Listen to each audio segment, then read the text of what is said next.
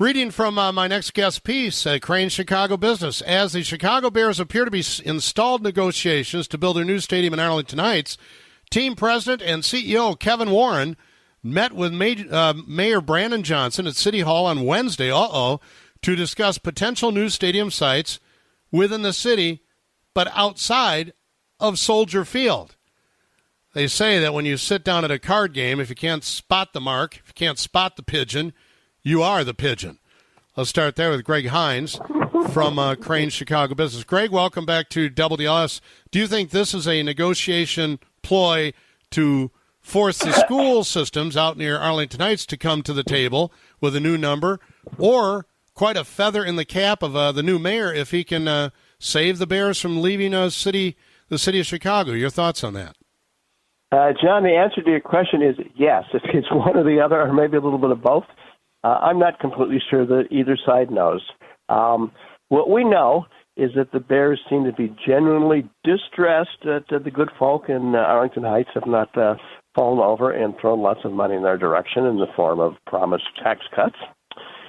We also know, I think, that all the other suburban communities that have walked in the last month and made offers, none of this seems terribly impressive to the Bears. Their fan base is up north.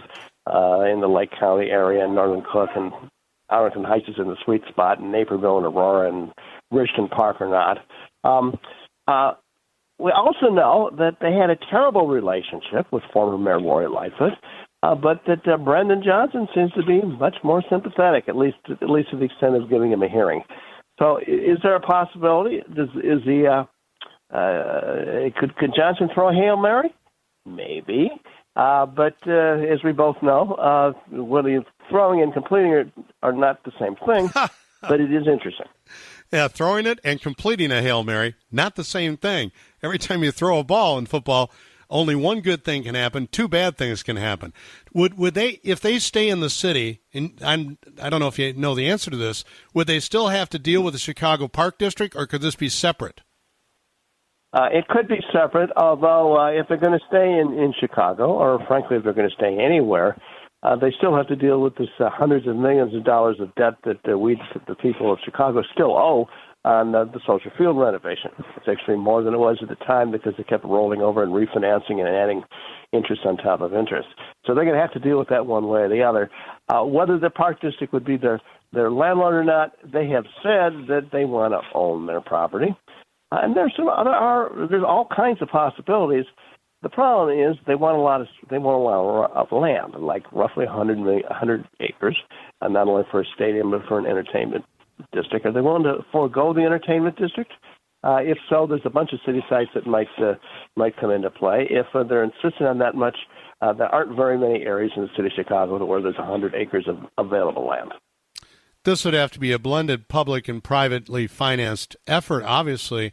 And as far as the debt, and pardon my ignorance on this structurally, but does Brandon Johnson have the ability to tell the Chicago Park District we're going to take the debt and roll it into a new deal, or is he out of that equation?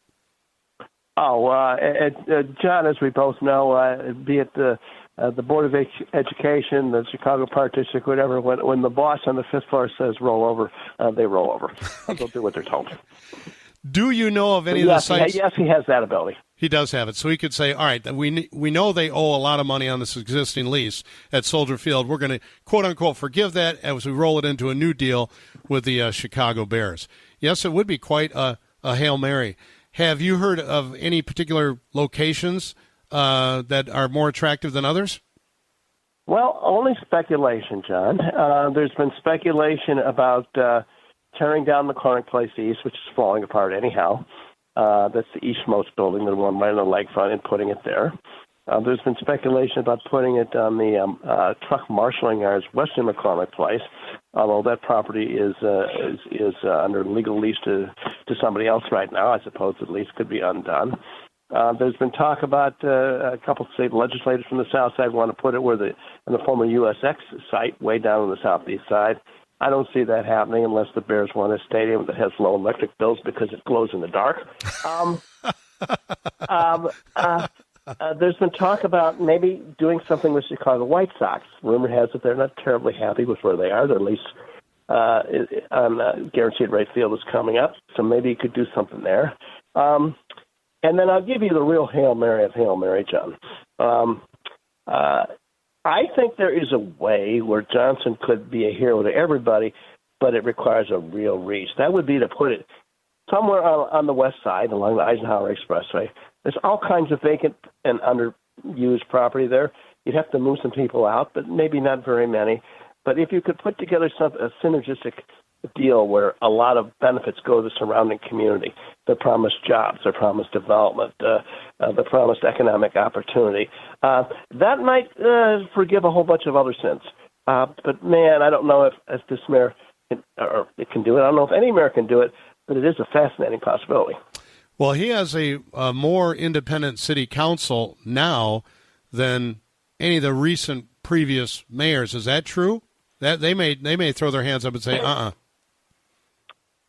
We were really not going to know for a while because they haven't had very many tough votes yet, John. On paper, yes, they are more independent, but they're more independent mostly in the sense that they're very liberal and progressive. So is he. But in the same way that I believe that the Chicago Park District ultimately will do what it's told, aldermen in this town are used to going cheap and taking orders. It may take some persuasion, some twisting, a little bit of patronage here, some jobs there, some contracts there. But I never bet against the mayor of Chicago getting 26 all-run when he or she really wants it. Greg Hinz, we'll leave it there. Thanks so much for your time. Have a terrific weekend.